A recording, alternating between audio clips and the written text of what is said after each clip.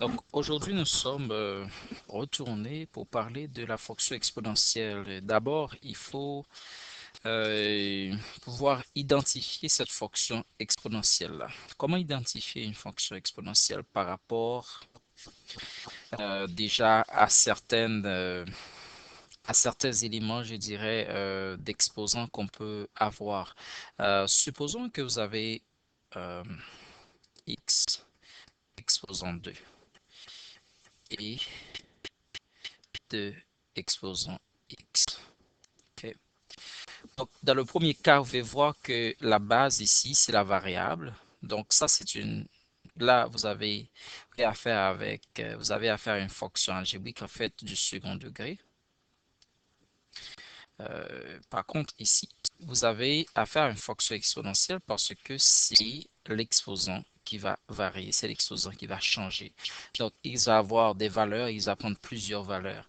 Donc, dans ce sens-là, si on fait si faisons un certain exercice pour voir qu'est-ce qui, exemple, disons que radical de x, est-ce que c'est une fonction, est-ce que ça peut être une fonction exponentielle?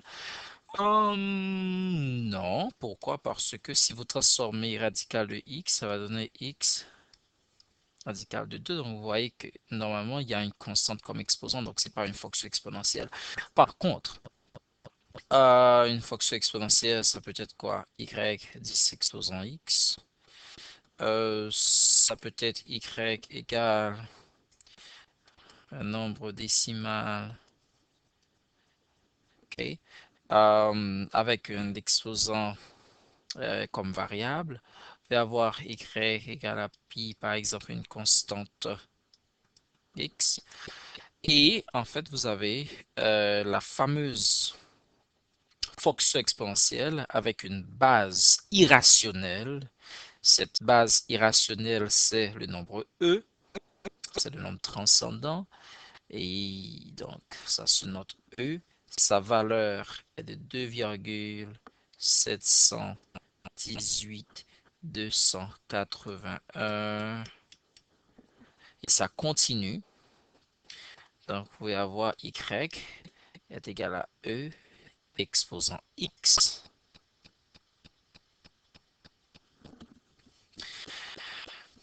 Ce qu'il faut dans un deuxième temps, ce qu'on va essayer de voir, c'est quelques propriétés de cette fonction exponentielle. Parce que je dois vous dire, c'est une fonction qui est très utilisée en sciences pour les phénomènes naturels.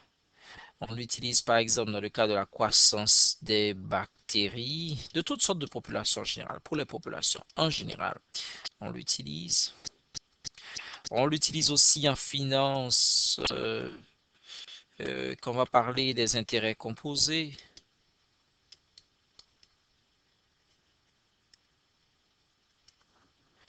On l'utilise aussi en thermodynamique. Il y a en physique, bien sûr, c'est très utilisé. En thermodynamique, on l'utilise aussi en physique nucléaire pour parler des demi-vies,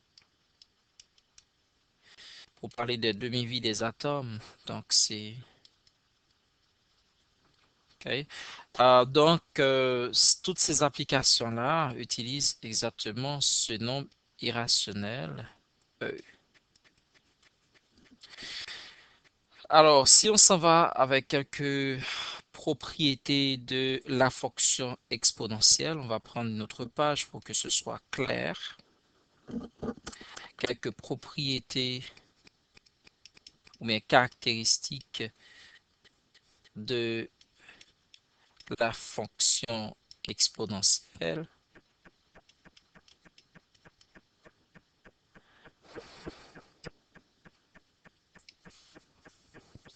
Regardons de près ces propriétés-là.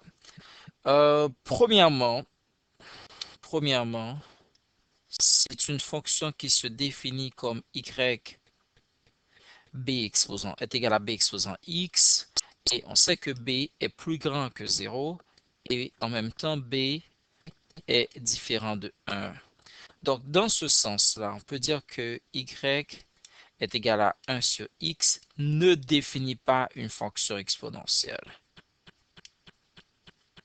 De même, par exemple, si vous avez y égale moins 2x, ça ne définit pas non plus une fonction exponentielle. Ok, ces deux conditions ne sont pas réunies. Euh, Ce qu'on doit dire, c'est que c'est une fonction qui est croissante. Bon, on comprend d'ailleurs, le mot le dit, hein, quand on parle de c'est une fonction exponentielle, donc ça croît presque à l'infini. Fonction exponentielle, si b est supérieur à 1, strictement supérieur à 1, c'est une fonction décroissante si cette base-là, si b se trouve entre 0 et 1, donc c'est-à-dire comme, disons, une fraction, un nombre avéré entre 0 et 1, c, cette base est toujours positive, toujours positive,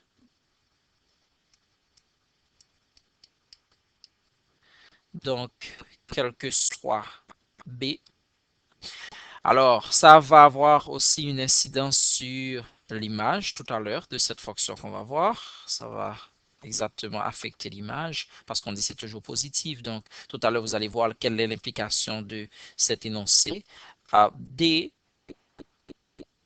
il va y avoir une asymptote. C'est intéressant quand vous faites la courbe ici, c'est toujours d'avoir cette asymptote horizontale.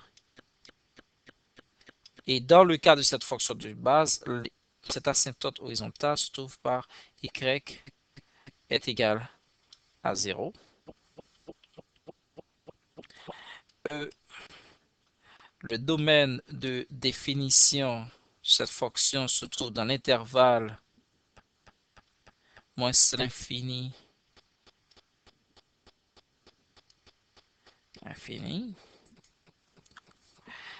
Et l'image f, n'oubliez pas en D, en C plutôt. On dit que cette fonction est toujours positive, quelle que soit B, quelle que soit la base.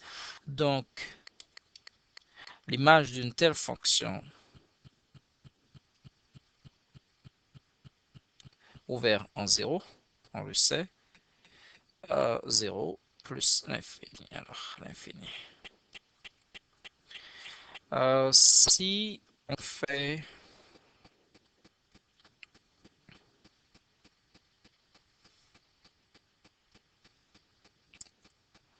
la courbe d'une telle fonction, qu'est-ce qui va arriver? C'est que dans un premier cas, on va considérer que B, la base, est strictement supérieure à 1.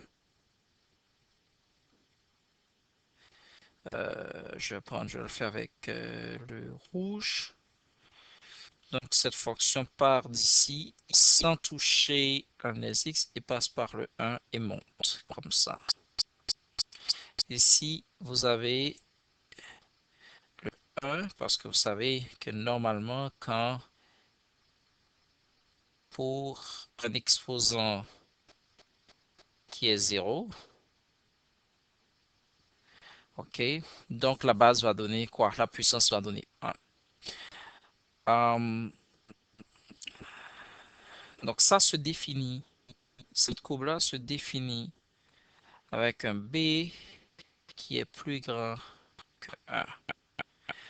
Maintenant, si B se trouve entre 0 et 1, c'est-à-dire ici, on vient de parler de ça ici, on va faire une autre courbe qui va passer par aussi le point 0,1, sauf que dans ce cas, c'est décroissant.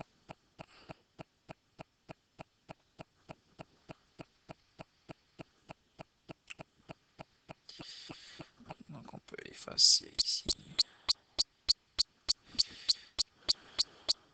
Donc c'est décroissant. Donc ici, ça se trouve entre 0 est inférieur à B, inférieur à 1.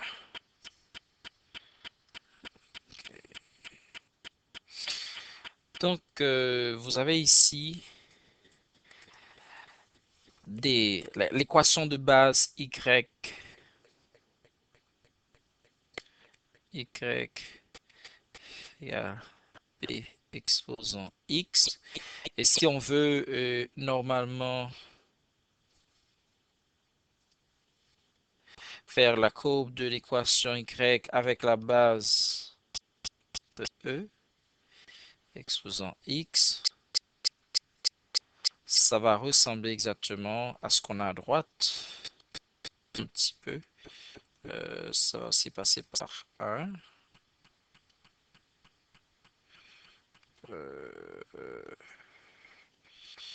Ok, c'est pas parfait, mais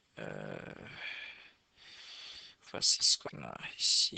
On a Alors, ceci dit, ce sont les principales caractéristiques ou bien l'étude en fait de cette fonction d'une manière générale.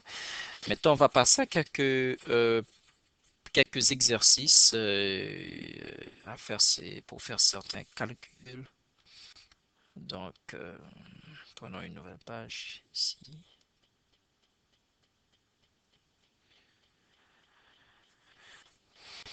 Donc, supposons par exemple que l'on a 2x, 2 exposant x, excusez-moi, pas 2x, 2 exposant x est égal à 0,125. OK.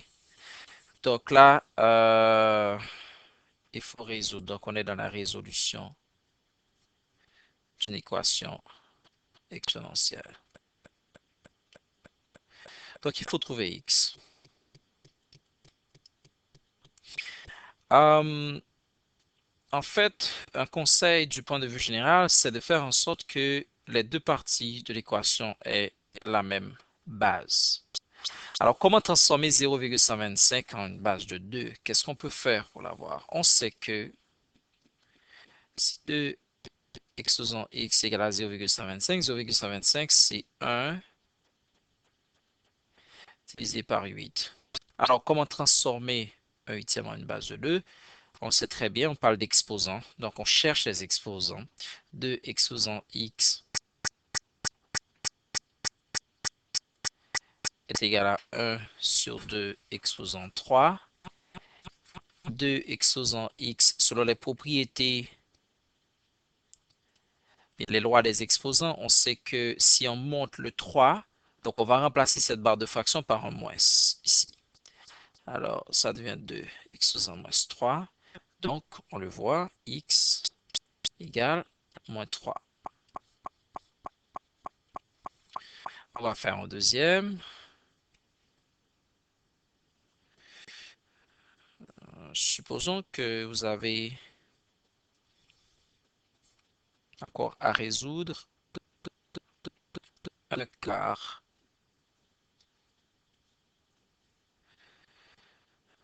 exposant 3x égale 1 sur 32. OK? Toujours quand on fait cette résolution-là, il s'agit de trouver la valeur de x. Alors, selon cette propriété des exposants, alors ce qu'on peut faire, c'est d'abord transformer, voir si on peut transformer cette base-là, si on peut uniformiser, disons, les bases. Alors, on peut avoir ici un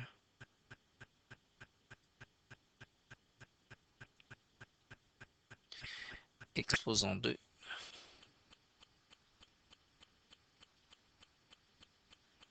sur OK, exposant 2, parce que ça va donner en fait un quart. Le tout, on a toujours le 3x qui est là, égal 1 demi. C'est que 32, c'est 2 exposant 5. Donc, on peut le faire comme ça.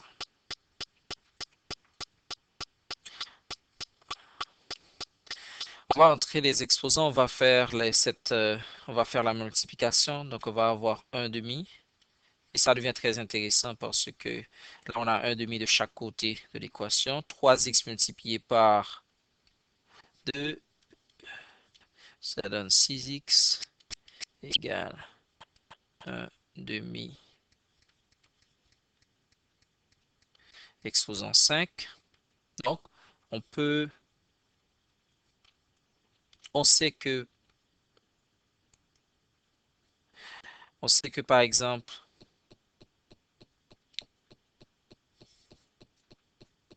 A exposant M,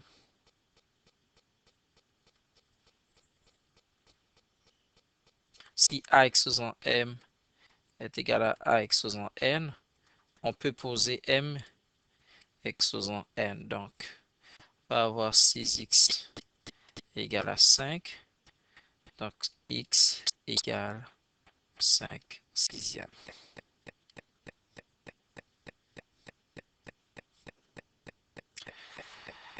On va prendre un troisième exemple pour terminer.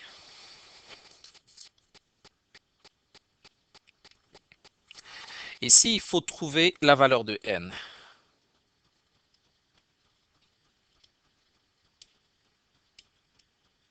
Trouver la valeur de n. On a b exposant 5,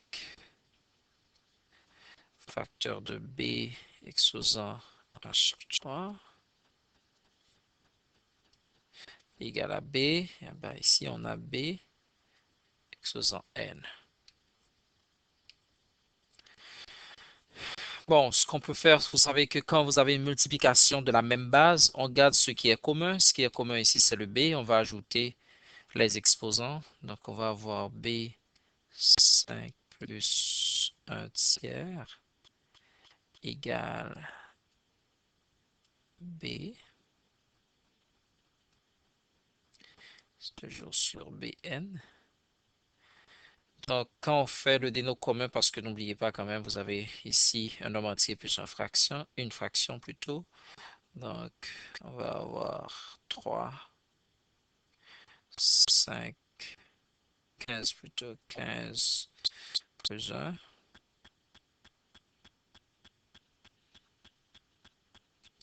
égale b. On va bouger ce bn de l'autre côté de l'équation, ça va être b exposant n. On va avoir b 16 tiers égale b 1, ici, qu'on a 1. Quand on ne voit rien, l'exposant est 1, plus n. Donc, on peut poser 16 tiers égale 1 plus n. Comme on veut tirer n, il faut enlever 1 de chaque côté de l'équation. Donc, 16 n égale 16 tiers moins 1. Encore on fait le dénot commun. 3, on a 16 moins 3, donc 13 sur 3. Alors, excusez-moi, 13 sur 3, n égale 13 tiers. Alors, voici une introduction sur aux équations exponentielles.